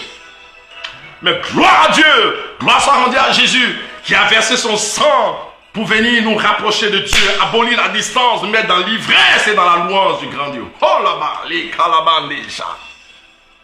My God, my God. Et regardez ce qui se passe. La Bible dit quoi? Qu'il y avait 6 jarres. Et les 6 jarres étaient quoi? Marie a dit quoi? Faites tout ce qu'il vous dira. Faites tout ce qu'il vous dira. Ça veut dire, quand on va voir ce que vous allez faire, on va comprendre ce qu'il a dit. Parce que les faits sont des paroles et les paroles sont des faits. Lorsque tu es témoin, par exemple, d'un accident, c'est un fait. Mais tu peux aller au tribunal, on dit qu'il faut raconter, et tu racontes les faits. Ce sont des paroles. Donc les faits que tu as vus, tu peux les transformer en paroles. Et lorsque tu es en train de témoigner, tu es en train de traduire les faits en paroles, les scribes écrivent, les gens écrivent, les greffiers écrivent, ils notent. Donc les faits que tu as traduits en paroles, on note. Et si on a fini de noter, on peut donner ça à des gens qui sont des acteurs de théâtre, ils vont mimer encore ça en acte. Donc on quitte de l'acte, on arrive à l'écriture, de l'écriture, on repart à l'acte. Il y a une correspondance donc entre les faits et la parole, une correspondance entre la parole et les faits. Donc, quand elle dit, faites tout ce qu'il vous dira, c'est-à-dire, si vous faites, on verra ce qu'il a dit. Comme il a dit, vous le faites, il y a une correspondance. Donc, ce qu'il dit, c'est ce qu'ils font, ce qu'ils font, c'est ce qu'il dit. Autrement dit, les faits sont des paroles. C'est des paroles qui disent, mais qui se transforment en faits. C'est ça l'incarnation. La parole se transforme en fait, qu'on peut voir, qu'on peut toucher, qu'on peut quantifier, qu'on peut mesurer. Exactement, remplissez ces jarres d'eau. Il y avait combien de jarres? 6. Le chiffre 6, c'est le chiffre de l'homme. Pour montrer qu'il y a l'implication de l'homme dans l'idée du salut. L'implication de ces personnes, ce sont tous ceux qui sont intervenus. Les hommes qui sont intervenus pour que le sang, l'eau se transforme en sang, donc à la croix. J'allais dire, c'est tous les acteurs qui ont permis au sang de Jésus de couler. Car on m'a dit que le deuxième vin, c'est le sang de Jésus. Donc, ceux qui sont allés remplir les jarres là, représentent tous ceux qui étaient les acteurs pour que le sang de Jésus coule. Ça représente quoi? Les scribes, les maîtres de la loi, toutes ces personnes qui ont donné l'argent pour vendre Jésus pour vendre Jésus, pour le liquider. Et lorsque Judas était venu avec l'argent dans le temple, ils ont dit, on ne peut pas prendre ça pour mettre dans le trésor sacré, car c'est l'argent du sang. Achète un tombeau pour enterrer les étrangers. C'est l'argent du sang. C'est-à-dire, c'est à partir d'une transaction qu'il est mort, qu'il a versé le sang. Qu'est-ce qu'on veut dire? On veut dire qu'il y a eu des acteurs. Tous ceux-là étaient des acteurs. Les scribes, les maîtres de la loi, les pharisiens, toutes ces personnes qui étaient des acteurs, c'est ceux qui ont... Donc, les serviteurs dans ce texte représentent toutes ces personnes qui ont permis au sang de Jésus de couler. Tous ceux qui étaient au service de la loi et qui ont fait couler le sang de Jésus, ce sont ceux-là dont on parle quand on parle des serviteurs. Que représentent alors les 6 jarres? Les 6 jarres représentent quoi? Les 6 jarres représentent, j'ai dit, 6 paroles. Les 6 jarres représentent 6 paroles. Mais Jésus lui-même, il est quoi? Jésus représente la parole. Au commencement, il était la parole était à Dieu et la parole était Dieu. Donc Jésus même est une parole. Jésus, il est la parole. Et puis les 6 jarres représentent 6 paroles. C'est-à-dire, il y a 6 paroles pour Jésus, ça fait 7 paroles. Ce sont les 7 paroles de Jésus à la croix qui ont mené le sang de Jésus à couler. I want to explain. Je vais expliquer encore une autre fois pour que vous compreniez. Jésus dit ceci. Remplissez ces jarres d'eau. Donc les jarres servaient à quoi? Les jarres servaient aux purifications des Juifs. Donc on voit que ce sont des éléments qui sont au service de la loi. On a essayé de faire la purification. Ce sont des paroles. Ce sont 6 paroles qui avaient pour objectif de purifier. Mais Jésus dit remplissez ces jarres jusqu'en haut car il y avait 2 ou 3 mesures. 2 ou 3 mesures pour montrer que les jarres n'étaient pas encore pleines. C'est-à-dire n'étaient pas encore accomplies. Donc en fait ce sont 6 paroles qui permettent justement d'amener les choses à l'accomplissement. Car à la croix, Jésus a dit tout est accompli. Les 6 jarres, l'implication des hommes amènent les paroles de Dieu, les prophéties de Dieu, les promesses de Dieu concernant le salut à s'accomplir. Il s'agit donc de 6 paroles. Et ces 6 paroles, plus la dernière parole que Jésus est, qui est la parole justement, qui est l'accomplissement. Justement, ça représente ici cette parole. Jésus est la dernière parole. Et quelles sont ces 6 paroles? Plus une parole qui fait la 7e parole. C'est exactement de ça qu'il s'agit à la croix pour que le sang de Jésus coule. Alors regardez. Ces 6 paroles sont là, ce sont elles qui font couler le sang de Jésus. Mais avant de regarder, avant d'arriver aux 6 paroles, de terminer avec les 6 paroles, plus 1, c'est-à-dire les 7 paroles, je vais parler de l'organisateur du repas. Qui est l'organisateur du repas dans ce texte? L'organisateur du repas dans ce texte, c'est qui? L'organisateur du repas, eh bien c'est tous les souverains sacrificateurs. C'est eux qui organisaient le festin. Vous savez que l'alliance, c'est comme un festin. Quand on parle d'alliance, on parle de festin. On tue les animaux, on verse le sang. Le sang, c'est une boisson. La chair, c'est la nourriture. On verse le sang et on purifie les gens. Il y a des rites et des purifications, d'où les 6 jarres qui servent aux purifications. Donc, c'est exactement un repas. Mais qui est le maître de ce repas? Le maître du repas, l'organisateur du repas ou l'ordonnanceur du repas. L'ordonnanceur, quand on parle d'ordonnanceur, ça y est, il y a ordonnance. On parle de loi, on parle d'ordination. Il y a des ordonnés. On parle d'ordre, il y a l'ordre d'Aaron ou l'ordre de Melchisédek. Et alors on parle de repas, c'est-à-dire le festin. Même au paradis, on parle du festin de l'agneau où on va aller manger et puis on va aller boire. On va aller boire, ça y est, communion au sang de Jésus à la fin. Donc ici, quand on parle du maître du repas, parce que c'est le souverain sacrificateur qui donne l'ordre de tuer les animaux, qui fait verser le sang, ça y est, qui fait couler le vin. C'est pour ça qu'on dit qu'il est le maître du repas. Donc l'organisateur du repas, c'est le maître du repas. C'est-à-dire celui qui a donné l'ordre pour que le sang coule. En fait, ça représente tous les souverains sacrificateurs depuis la loi de Moïse jusqu'à Caïphe en passant par Anne, le souverain sacrificateur. Donc, c'est l'organisateur du repas qui doit goûter le sang, qui doit goûter le vin. Écoutez-moi, goûter c'est quoi? Jésus dit puisez et donnez-en à l'organisateur du repas pour qu'il goûte l'eau changée en vin. Qu'est-ce que ça veut dire? Vous allez voir dans Job 34. Vous lirez dans Job 34. Qu'est-ce que Job dit? Job est formidable. Job dit ceci. Écoutez-moi bien. Job 34, verset 1, verset 2, verset 3. Il dit ceci. Sage, écoutez mes propos. Vous qui avez de la connaissance, prêtez-moi l'oreille. Et il dit, car l'oreille discerne les propos. Écoutez-moi. Car l'oreille discerne les propos. Car l'oreille discerne les propos comme le palais goûte la nourriture. L'oreille discerne les propos comme le palais goûte la nourriture. Donc on compare ici le fait de goûter la nourriture au niveau du palais à l'oreille qui discerne. Donc le fait de goûter, c'est discerner. Quand quelqu'un goûte le vin, qu'est-ce qu'il veut faire? Il veut chercher à savoir la qualité du vin. Est-ce que c'est un bon vin? D'où ça vient? Sa texture, sa composition. Donc goûter, c'est chercher à discerner. Il fait là. C'est bon, c'est pas bon. C'est mauvais, c'est bon. C'est un vin cuit, c'est un vin sec. Donc, goûter, c'est chercher à discerner. Or, l'organe qui permet de discerner n'est pas seulement le palais. L'œil peut discerner. Je peux regarder pour discerner. On l'a vu avec Job, l'oreille peut discerner. En écoutant, je peux discerner. En regardant, je peux discerner. Donc, regarder, dans le regard, on peut chercher à discerner. Dans l'oreille, en entendant, on peut chercher à discerner. Le palais qui goûte, on peut chercher à discerner une odeur, un goût. Le nez peut discerner une odeur. Le palais peut discerner un goût. Les yeux peuvent discerner une forme. Les oreilles peuvent discerner un son. Donc, discerner, c'est chercher à percevoir par un sens dans le but de savoir, d'avoir une vérité. C'est pour cela que vous allez voir, lorsque Jésus avait été pris par les gens, il l'a envoyé devant le souverain sacrificateur. Et il a demandé, dis-moi, es-tu le Messie? Donc il regardait quoi? Jésus qui était ensanglanté. Et j'ai dit que le sang c'est le vin c'est le sang. Donc il était couvert de sang, c'est-à-dire il était couvert de vin. Donc le sacrificateur a regardé son sang, c'est-à-dire il a regardé le vin et il lui a demandé, est-ce que tu es vraiment Dieu? Est-ce que ton sang, puisque la vie se trouve dans le sang, est-ce que ton sang vient des hommes ou bien ton sang vient d'en haut? Donc il cherche à discerner le sang, la vie de Jésus, son origine, c'est ça on appelle goûter. En cherchant à discerner, en posant des questions, c'est ça goûter le vin. Donc quand on dit, il goûta l'eau changée en vin, Jésus est en train de parler de sa passion. Lorsqu'il serait couvert de sang, le sacrificateur, le souverain sacrificateur va demander si son sang, la vie qu'elle a vient des hommes, vient de Dieu, c'est ça discerner. Mais on dit, lui, il ne savait pas. Parce qu'il ne savait pas. Il était sincère, il ne savait pas. Mais on dit, les serviteurs savaient. Car, tous sont les serviteurs qui savaient. Ce sont tous les sacrificateurs qui étaient là, même au jour de la résurrection. Car quand Jésus est ressuscité, il est ressuscité le 3e jour. Les gardes avaient eu le tremblement de terre. Ils ont vu Jésus ressuscité. Et alors, les gardes ont couru pour aller dire aux sacrificateurs, frères et maîtres, écoutez-nous, chers sacrificateurs, le monsieur que vous avez crucifié là, il est vraiment Dieu. Car il est ressuscité. On était là. On a vu le tombeau trembler. On a vu la pierre rouler. Nous avons vu un jeune homme en blanc sortir du tombeau. C'est Jésus, il est ressuscité. Donc ils avaient la vérité. Ils savaient qu'il était Dieu. Quand ils lui ont dit, mais c'est pas possible. Donc le monsieur là était Dieu. Il était vraiment Dieu. Et puis on l'a crucifié. Chut. Prenez l'argent, taisez-vous, ne dites à personne.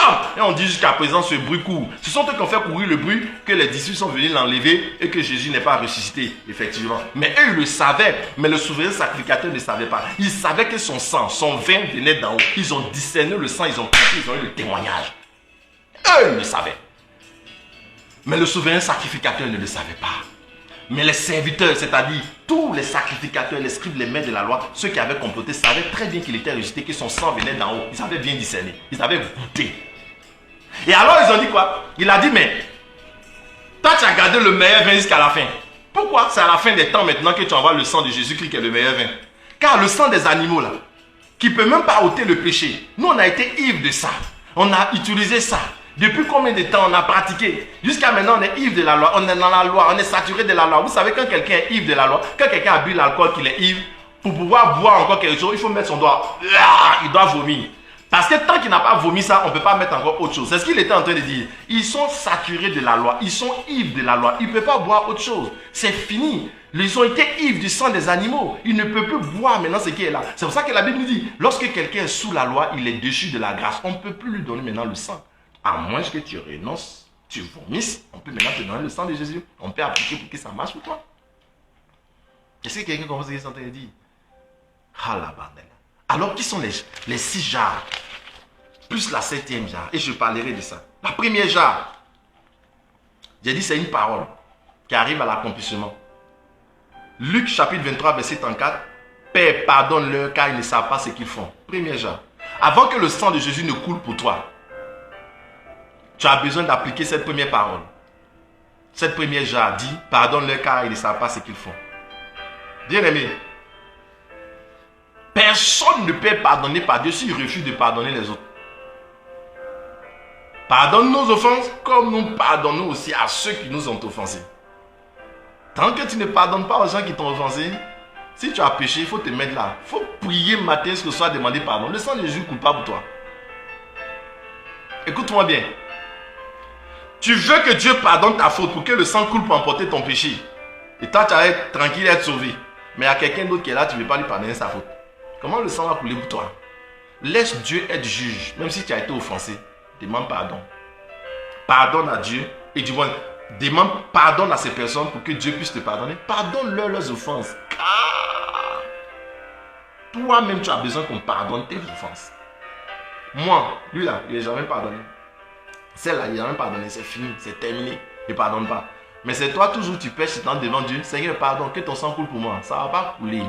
Il dit, ça ne va pas couler. Tu vas t'arrêter là, ça sera sec pour toi. Est-ce que tu comprends? C'est pour ça que beaucoup de personnes s'en vont, ils prient dans les prières. Oh Seigneur, pardonne-moi, pardonne-moi. Mais ça ne coule pas. Pourquoi ça ne coule pas?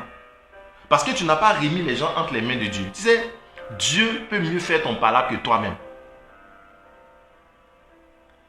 Il faut remettre quelqu'un à Dieu entre les mains du Seigneur. Il dit à moi la vengeance et la rétribution. Il dit à moi la vengeance. Je suis lent à la colère. Il n'a pas dit qu'il n'a pas colère, il dit qu'il est lent. Il vient doucement ça. Mais il est lent. Il est lent, il est lent. Mais qu'est-ce que tu vas faire? Pourquoi toi tu veux te venger toi-même? C'est mieux que tu laisses tes ennemis entre les mains de Dieu que toi-même tu essaies d'accomplir ta justice en prenant la place de Dieu. Quand tu veux prendre la place de Dieu, tu as tué Dieu. La première jarre, pour que le sang de Jésus coule pour toi, il faut pardonner. Deuxième jarre. Est-ce que quelqu'un peut dire je pardonne? Pardonner, c'est libérer. On parlera du pardon un jour. La deuxième jarre. Dis à moi deuxième jarre. Dis à moi deuxième jarre. Deuxième jarre. La deuxième jarre. Je te le dis en vérité aujourd'hui, tu seras avec moi dans le paradis. Waouh! J'aime cette deuxième jarre. C'est-à-dire une deuxième parole. Cette deuxième parole qu'il faut accomplir. Remplir les jarres jusqu'à la fin, c'est accomplir des paroles. Amener les paroles à l'accomplissement. Tant que tu n'accomplis pas cette parole, le sang ne peut pas couler pour toi. Cette deuxième jarre dit quoi? Tu seras dans le paradis avec moi. Mais qui est dans le paradis, qui sera dans le paradis avec Jésus? C'est un brigand. Frère, il y a des gens qui ont fermé le ciel à ceux qu'ils appellent pécheurs. Qui es-tu pour fermer le ciel à des personnes que toi tu appelles pécheurs? Jésus dit, je suis saint, je suis à la croix, je suis venu mourir ici pour vous. Moi je suis juste. Mais ce brigand là, il est brigand. Mais comme il a dit, souviens-toi de moi quand il serait dans le paradis, il n'a qu'à rentrer avec moi au paradis. Mais est-ce que cet homme là, il était saint comme Jésus n'a jamais péché? Il a porté le péché par compassion, on l'a vu. Mais lui là, le brigand là, il a péché.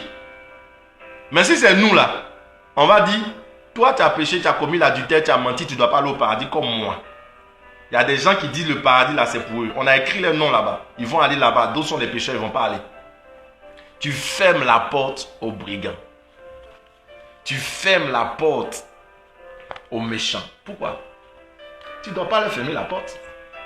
Les gens disent, oh, les catholiques vont en enfer. Oh, telle personne va en enfer. Est-ce que tu sais, toi tu es déjà au ciel. Tu as vu où tu as t'asseoir, tu sais comment c'est? Qui a déjà vu sa place où il est parti au ciel? Tu es parti là-bas, tu as vu? Ta place là, ton siège là, c'est numéro combien? Tu as vu, tu as fait le tour de tout le paradis. On t'a montré tous les quartiers du paradis. C'est toi qui as écrit les conditions pour que les gens aillent au ciel. Pourquoi tu fermes la porte aux autres? Tu es qui? Ils vont pas aller au ciel. C'est toi qui es Dieu. Tu as fait les cieux. Tu as fait la terre. Occupe-toi d'aller au ciel. Et ouvre le ciel aux autres. Beaucoup ont fermé le ciel à beaucoup de personnes par les paroles. Il est arrivé à la croix, il a la clé, il veut partir seulement, il dit, vous n'allez pas aller à cause de votre doctrine, vous n'allez pas aller à cause de ça. Qui t'a dit que c'est à cause de doctrine on va au ciel? Qui t'a dit que c'est à cause de doctrine on va au ciel? C'est la foi, celui qui croit en Jésus-Christ, celui qui a le Fils à la vie éternelle, celui qui a le Fils. On n'a pas dit celui qui a la doctrine de ton église. C'est pas la doctrine de ton église qui te sauve. C'est ton cœur avec Jésus.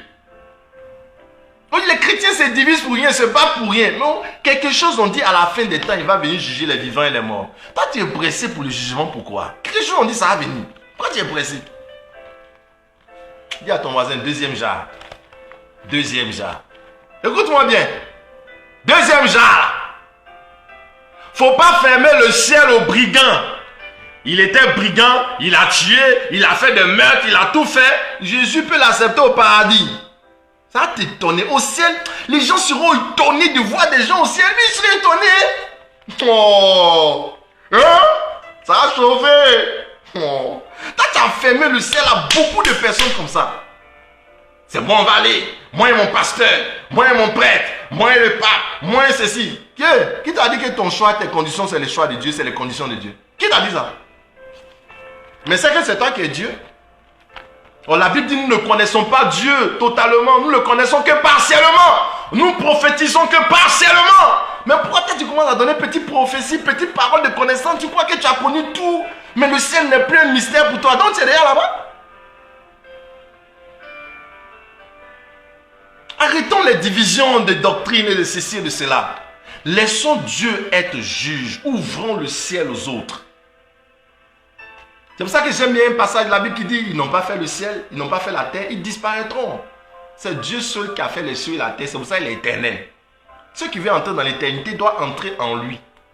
Pour entrer en lui, c'est la foi. Dans le Fils. Tu crois au Fils, tu as la vie. Quelqu'un dit non, on prophétise, c'est que Dieu est dans notre église. L'âme de Balaam, là, il a prophétisé. Il avait quel Saint-Esprit? L'âme de Balaam n'a pas prophétisé. L'âme de Balaam n'a pas prophétisé. Il avait quel Saint-Esprit? Arrêtons les divisions. Focalisons-nous sur l'essentiel. Jésus dit, moi je suis juste. Le brigand là, il est injuste. Mais comme il s'est repenti, il le met dans le royaume. Dites-moi, le brigand, s'il avait la croix, il avait quelle doctrine? Il était catholique? Répondez-moi aujourd'hui, vous qui êtes les maîtres de la loi qui montrez, c'est ma doctrine qui est la meilleure. Le brigand sur la croix, il était catholique? Le brigand sur la croix était méthodiste? Le brigand sur la croix était-il protestant? Était-il baptiste? Était-il adventiste? 7e jour, c'est chez nous, il y a Dieu. C'est nous qui allons sauver. Dieu va envoyer les autres en enfer. Tu es qui même? Tu es qui? Le brigand, il a fini de tuer les gens. Il a insulté les gens. Il a tout fait. Il a demandé pardon. Jésus dit, entre ici. C'est toi, tu penses que ta doctrine, là, ces conditions pour aller au ciel. C'est faux. Arrêtez ça. Doctrine, ça veut dire c'est un endroit où on se sent bien. Nous, on a dit on veut faire ça pour se sentir bien. C'est tout ce qu'on appelle doctrine. C'est pour ça que chacun a. C'est pour ça qu'il y a beaucoup de doctrines. Il y a d'autres qui disent attache leur tête. D'autres ils disent ils marchent à pied. D'autres ils disent ils parlent en langue comme ça. Si tu veux, il faut parler là-bas, Si tu ne crois pas en Jésus, tu vas aller quelque part. Si tu crois en lui, tu vas aller là-bas. C'est pas tout ça, il regarde. Pourquoi on fait des bagailles inutiles? Il ne peut pas aller là-bas. Mais Jésus même là, il marchait à les prostituées. Il allait chez les lépreux. Ceux-mêmes, on a dit, ils sont lépreux. C'est pour ça que moi, je fréquente tout le monde. Les gens m'ont dit, hey, mais lui là, pourquoi il va ici? Pourquoi il va là? Il marche avec les catholiques, il marche avec ceux-là, il marche avec les protestants, il marche avec... Mais écoutez, c'est lui qui n'est pas contre nous. Il est avec nous. Un jour, les disciples sont venus dire à Jésus, regardez les gens qui sont là-bas, ils font des miracles. Mais pourquoi ils utilisent ton nom pour faire des miracles? J'ai dit, mais c'est lui qui n'assemble pas, il disperse. Mais celui qui n'est pas comme nous, il est avec nous. Pourquoi vous voulez nous être dans notre groupe? Mais s'ils parlent de la même chose, ils sont au ciel. Ils font un boulot. Les hommes de la loi ont changé de camp. La loi a changé de forme. Ça s'appelle la doctrine. On appelle ça les canons. Nous, on a fait les canons, on a mis ça ici. C'est dans notre église, on fait ça. Frère, la loi a un objectif. C'est rendre l'homme libre. Si ta loi ne rend pas les hommes libres, cette loi-là, elle amène les gens à la captivité, à l'esclavage. Ce n'est pas une bonne loi. That's not good. It's not good.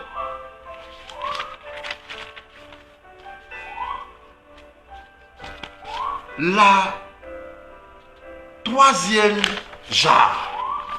La troisième jarre. Jésus voyant sa mère et auprès de sa mère, le disciple qui l'aimait dit à sa mère, femme, voici ton fils, fils, voici ta mère. Frère, les disciples que Jésus aimait, c'est les disciples que Jésus aimait, on a pris. Dieu t'a aimé. Tu es comme Jean. Il a aimé son église. Marie est le symbole de l'alliance. Frère, on ne peut pas parler de l'alliance sans parler de femme. On dit l'alliance, c'est une femme. Elle est le visage des cieux. Apocalypse dit, 12, 12. Cieux, réjouissez-vous et habitants des cieux. Pourquoi il dit cieux, réjouissez-vous? Comment les cieux peuvent se réjouir? C'est que les cieux ont un visage d'homme. de personnes. Il dit, les cieux sont personnifiés. Cieux, réjouissez-vous. Et habitants. Donc, il y a les habitants des cieux. Qui sont les habitants des cieux? C'est l'église ecclésiale. Ça veut dire assemblée. Maintenant, l'assemblée, l'habite ou le territoire spirituel qu'on appelle les cieux. Les cieux, c'est quoi? C'est l'environnement de la présence de Dieu. Mais on dit ça a une personne, ça a un visage humain. Cieux, réjouissez-vous. Qui peut se réjouir? Est-ce que les cieux peuvent se réjouir? Ça veut dire qu'on parle d'une personne. Une personne dans laquelle se trouvent d'autres personnes qu'on appelle assemblée des saints, qu'on appelle ecclésia, église. Dans l'environnement spirituel, les entrailles spirituelles dans lesquelles se trouve l'église, c'est ça qu'on appelle les cieux. Jésus est entré là-bas, nous entrons là-bas aussi, nous sommes là-bas, c'est notre position dans les cieux. Nous sommes élevés dans les cieux avec Christ. Quand il reviendra, il nous prendra comme dans les hauteurs, nous amènera l'enlèvement, c'est ça. Donc on est dans les cieux. Les cieux, c'est une personne. Et on a dit dans Hébreux 22, si vous lisez Hébreux chapitre 12, verset 22 suivant, vous allez voir, on dit, oh sûr, on parle de la Jérusalem d'en haut. On parle de l'assemblée des saints. Le territoire de Dieu, le royaume, c'est les cieux. Hachamaïm, n'est-ce pas, Moré m'écoute. Hachamaïm, quand on dit Hachamaïm, c'est les cieux. Hachamaïm, comme s'il y avait l'idée de l'entraille. C'est une date d'église. Isha, Hachamaïm, la même chose. Les cieux ont un visage de femme.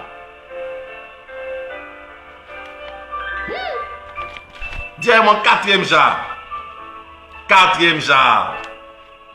Quatrième genre. Waouh! La quatrième genre, Matthieu 27, verset 46. Mon Dieu,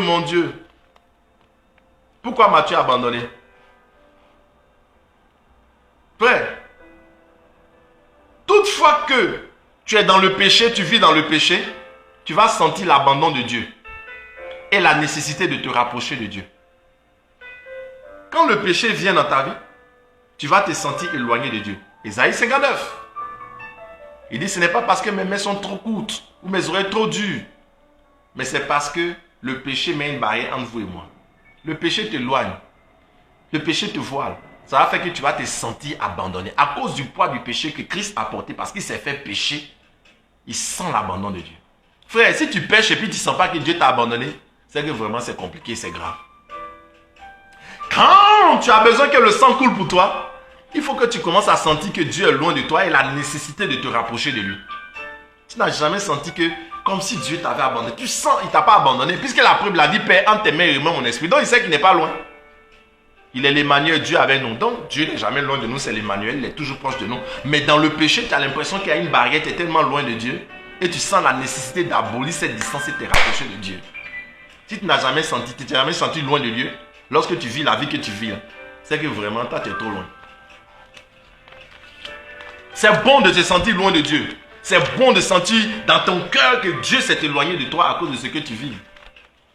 Et la nécessité de te rapprocher de lui. Parce que vous allez voir dans Apocalypse chapitre 8, on dit, il y a eu dans le ciel un silence d'une demi-heure. Il y a eu dans le ciel un silence d'une demi-heure. Le ciel peut être silencieux.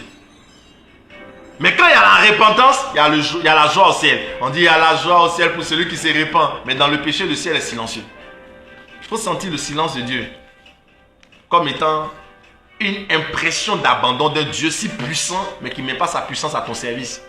Et c'est ça qui doit te pousser à te rapprocher de lui.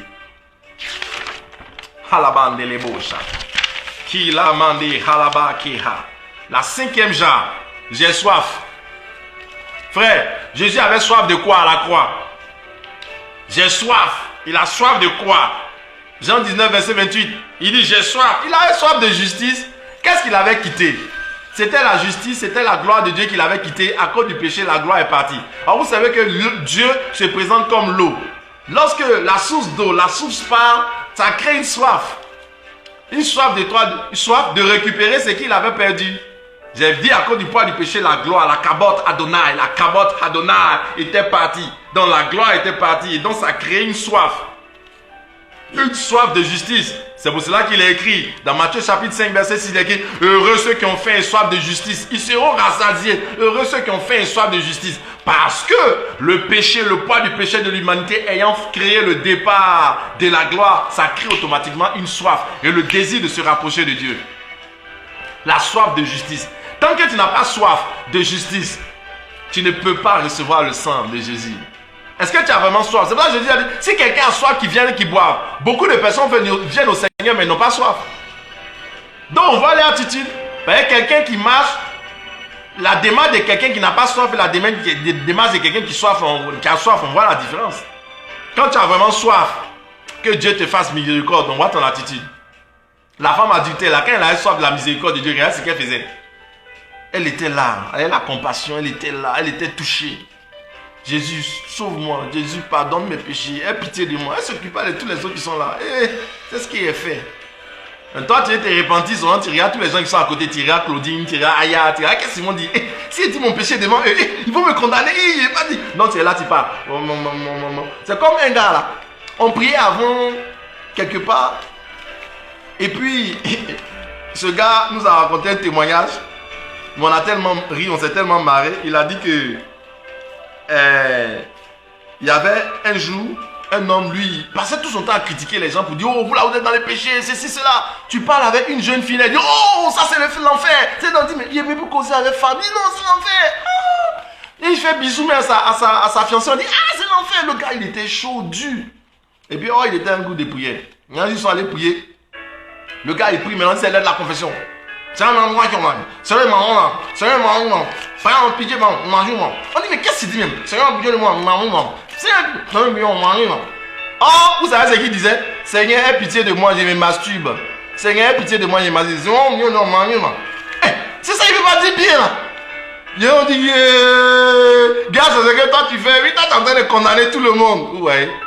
Les gens qui se prennent pour les justes, généralement, ils sont trop loin de Dieu. Jésus dit, il n'est pas venu pour les justes, mais pour les bien portants. Ce ne sont pas les justes qu'il est venu chercher. Il est venu chercher les malades, les pécheurs. Nous autres là, on sait qu'on est faible, on peut pécher. C'est nous qui est venu chercher. Mais ceux qui disent qu'ils n'ont jamais péché, ils disent sur les autres là, pour eux bien. Frère, il faut quitter leur groupe. Reconnais-toi faible. Et laisse Jésus être ta force. Il va te faire grâce. Et tu vas vivre sanctifié. Ne juge pas les autres, ne cherche pas à condamner les autres. Aie soif de la justice de Dieu. Après, ça vous dit, sixième genre. Jean chapitre 19, verset 30. Tout est accompli. Quand tu arrives à ce stade, tout est accompli maintenant. Dieu accomplit toutes choses. À partir de ce moment, le sang peut couler, te mouiller partout. Et Jésus a dit, la septième jarre, c'est lui-même. Père, entre tes mains, je remets mon esprit. Car il a dit, personne ne prend ma vie, moi il la donne. Ça dépend de lui, c'est souverain. La septième jarre, c'est lui-même qui accepte de donner sa vie. C'est la dernière parole. La septième jarre, c'est lui. C'est la dernière jarre. C'est lui-même. Le pouvoir souverain de donner sa vie. Quand il donne sa vie, maintenant, le sang peut couler. On peut percer le côté. On peut puiser maintenant pour donner à l'organisateur du repas. Que ça mouille les gens. Ouais. Il veut te faire comprendre quelque chose. Si tu restes sous la loi, tu seras dans l'ivresse. À condamner les gens. Tu ne te rends même pas compte. Quelqu'un qui est ivre, là, s'il fait caca sur lui, il ne sait même pas. Il fait pipi sur lui, il ne sait pas. À force de vouloir juger les autres, tu ne vas même pas te rendre compte que toi-même, tu es en train de t'égarer, tu es en train de pécher. Ton péché va te condamner. Tu condamnes trop les autres. Frère, regarde toi-même. Prends soin de toi. Un regard miséricordieux. Laisse le brigand venir à la croix. Le sang de Jésus a coulé pour tout le monde. Laisse le sang couler aussi pour eux. Frère, nous sommes dans une saison de miséricorde. Et nous devons laisser Christ être miséricordieux. Le temps de son jugement viendra. Lui-même fera justice. Quand toi tu veux juger les gens, la mesure que tu utilises pour les autres, Dieu l'utilisera pour toi. Bien-aimé dans le Seigneur, frère, nous avons besoin de laisser le sang de Jésus couler. C'est pour ça que la Bible dit, conclusion de ce message, Proverbe 28, verset 13. Celui qui cache ses transgressions ne prospère pas. Mais celui qui les avoue et les délaisse obtient miséricorde. Voici dans ce verset-là. Le sang de Jésus est quelque part. Parce que pour obtenir miséricorde, pour qu'on pardonne tes péchés, il faut que le sang coule. Car sans effusion de sang, il n'y a pas pardon des péchés. Donc juste avant la miséricorde, juste avant l'effusion, avant le pardon des péchés, il y a le sang qui coule. Donc ça veut dire celui qui cache ses fautes ne prospère pas. Mais celui qui les avoue, 1. 2, qui les délaisse, 3. Le sang coule. 4. Il est pardonné. Ça veut dire avouer et délaisser. C'est quoi délaisser? Délaisser représente crucifier la chair. Péché là, c'est doux. Faut pas, on va se blaguer. Péché est doux. On parle de la jouissance éphémère du péché. Hébreux chapitre 11. Moïse a refusé la jouissance éphémère du péché. Il y a une jouissance dans le péché. Quand tu es là un courant, tu t'as volé milliard, tu viens milliardaire. Tu vois, c'est pas doux. Quand tu es là un courant, tu t'en cherché à faire les trouver, porter des faux témoignages, avoir l'argent. Tu crois que c'est pas doux? Voler. Tu crois que c'est pas doux? Toutes ces choses-là, le péché là, c'est doux. C'est la jouissance. On voit une jouissance. Mais on dit c'est un plaisir éphémère qui va t'amener quelque part demain. Mais, alors, c'est comme un trésor. Ton cœur, quand quelqu'un pêche, c'est comme son cœur est attaché à ses trésors. Alors, la décision de se séparer de ton péché, ça brise ton cœur. Parce que ton cœur est attaché à cette vie. Quand tu vas délaisser, ça va briser ton cœur. C'est pour ça que la Bible dit ceci. Le psaume 51, le verset 9. Le sacrifice qui plaît à Dieu, c'est un cœur brisé. C'est ça, délaisser. Tu as confessé, tu as rompu les vaisseaux. Le sang a coulé, mais c'est une hémorragie interne à l'intérieur. Tant que la chair n'est pas brisée, ça ne sort pas pour te mouiller. Christ, il verse son sang coule. Mais toi qui es le corps du Christ, tu es dans le corps du Christ. Donc lorsque le côté de son corps sera brisé, quand nous sommes les membres du corps du Christ, il faut que sa chair qui est brisée, c'est ta chair qui est brisée.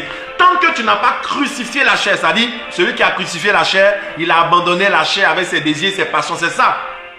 Je vole, ça m'apporte beaucoup de choses et j'aime ça. Mais je décide de dire une chose, ça c'est confesser. J'ai confessé, mais il faut que je délaisse. Délaisser veut dire crucifier la chair. Accepter en prenant une décision radicale de déchirer ma chair, c'est-à-dire abandonner ce trésor. C'est ça qui fait que le sang va couler pour te mouiller. Beaucoup de personnes ne disent pas, c'est-à-dire ils n'ont pas rompu les vaisseaux pour que le sang coule. Ils ne disent pas. D'autres disent, mais ils ne sont pas prêts à délaisser. Deux conditions. Frère, nous avons besoin que ce sang coule pour nous. Je ne sais pas ta vie, mais Dieu a dit, ce séminaire, ça va laisser le sang couler pour toi. Ça va enlever ce qui te condamnait. Ça va te purifier, ça va te blanchir, ça va te guérir. Regardez ce qui va se passer. À partir de jeudi prochain, je parlerai des fonctions du sang. Bien-aimé, ta vie ne sera plus la même. Parce que véritablement, là où le sang de Jésus passe, la vie change. Tous ceux qui étaient autour de la croix, leur vie a changé. Le brigand, sa vie a changé. Le bon larron, sa vie a changé. Le centurion, sa vie a changé. Jean, tout cela, leur vie ont changé. Excepté l'autre qui était là, qui a refusé. C'est pour ça que Jésus a dit, dans Matthieu chapitre 9, on dit lorsqu'on a amené le paralytique, on dit, voyant sa foi, Jésus dit, tes péchés sont pardonnés. Frère, il faut la foi pour être pardonné. C'est pour cela que celui qui doute de la miséricorde de Dieu pêche. Si Dieu veut te pardonner, que toi tu ne crois pas qu'il peut te pardonner, c'est le péché. Parce qu'il te faut la foi. C'est par la foi que tu es pardonné. C'est par la foi que le sang coule. Frère, tu as fini de demander pardon à Dieu. Tu dis, est-ce qu'il m'a pardonné? Est-ce que vraiment moi il peut me pardonner? Mon péché là est trop. On dit même si ton péché est rouge comme écarlate, lui il peut te blanchir comme neige. Psaume 51. Lis ça. Bien-aimé, nous avons besoin de briser notre cœur dans la présence de Dieu pour que le sang coule. Je suis au terme de mon émission et je veux simplement te faire comprendre aujourd'hui que nous avons besoin de cette miséricorde. Alors mets ta main sur ton cœur et nous allons faire simplement cette prière. Tu répètes après moi, Seigneur Jésus, j'ai entendu ce message et je veux me présenter comme un enfant au pied de la croix. Oui, au pied de la croix, nous ne pouvons qu'être que des enfants. Tu connais ma vie. Tu connais mon intérieur. Oui, Seigneur, tu connais mon intérieur. Alors je te demande de venir, ô Jésus, prendre mon péché, prendre ma faute. Fais-moi miséricorde. Je t'en supplie, Seigneur. Ôte mon cœur de pierre. Donne-moi un cœur de chair. J'ai besoin de ton sang, Seigneur. Tu connais ma vie plus que moi-même. Tu connais ma vie plus que moi-même. Enlève de moi l'arrogance. Je ne veux plus me présenter comme ce puissant. Je ne veux plus me présenter comme Naaman le lépreux. bien vêtu à l'extérieur, mais couvert à l'intérieur de lèpre. Je veux me présenter tel que je suis, comme un enfant. Quand un enfant est nu, il n'a pas honte. Seigneur, je me jette à terre dans ta présence, Seigneur. Aie pitié de moi, de mon âme. Que ton sang coule pour moi, Jésus, Yeshua, Mashiach. J'ai besoin de ton sang, Seigneur. J'ai besoin de ton sang, Jésus. Que ton sang coule pour moi. Restaure-moi, Jésus. Purifie-moi par ton sang. Pour tous mes manquements, pour tous mes jugements, pour toutes mes condamnations, je me répands, Seigneur. Pour toutes mes fautes avouées ou inavouées, conscientes ou inconscientes, que ton sang coule pour moi. J'ai prié dans le nom de Yeshua HaMashiach. Si vous avez fait cette prière, il est fidèle, il est vrai, il est bon, il est miséricordieux pour te tendre une corde dans ta misère parce qu'il est miséricordieux. Que Dieu te bénisse, que la grâce soit avec toi dans le nom de Yeshua HaMashiach. Soyez bénis. Jeudi prochain, nous parlerons des fonctions, nous parlerons de la puissance de Yeshua HaMashiach. Je bénis Dieu, soyez bénis. Pour Désiré Deepness, Reine Ekpalé Deepness, Glory Deepness, Marie-Faustine Deepness, Marie-Joseph Kwame, soyez bénis. Sei Joseph Philippe, soyez bénis. Evelyne Brou, soyez bénis. Que la grâce soit avec vous, je vous aime. Glory Deepness, le nom de Jésus nous garde. Merci Moré. Un homme de Dieu est avec nous. Moré, sois béni depuis Dallas. Que la grâce soit avec toi dans le nom de Yeshua HaMashiach. Amen, amen, amen. Je vous aime, je vous aime.